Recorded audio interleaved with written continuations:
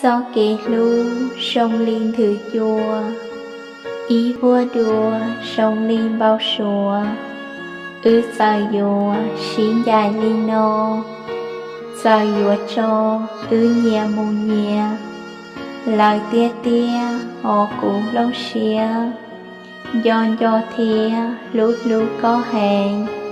xía chi khen yuan dài có mù, lý do tu nên ua cũng do dài rào nô bùa tu có xía, buồn do thia họ tu cụ lú, do kể lú do ý vua đùa, do kể chùa do mù ý xì,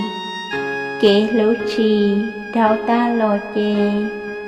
rào nô dùa tao múa cho,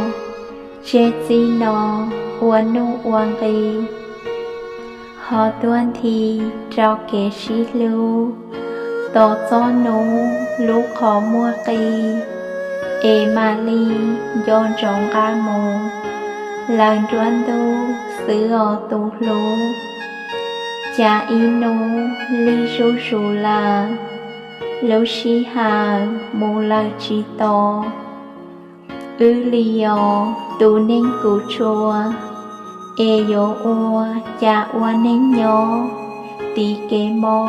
mô ta ý tìa, mềm lăng xìa có bùa báo tìa, nữ mò kia trao cụ gió xìa, xá tua kia trao có non chìa, mùa gió xìa tù kia lò bào, tua kia hào có lũ số lia, khía hai tia lũ có tuân thì, chia kỳ cụ lũ khó mua,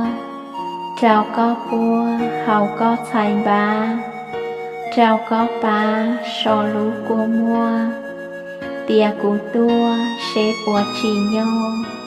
cụ du lò lũ có ý rau, uang cao rau nhỏ tia nọ thia, ôm lông xia tu cụ lũ giò.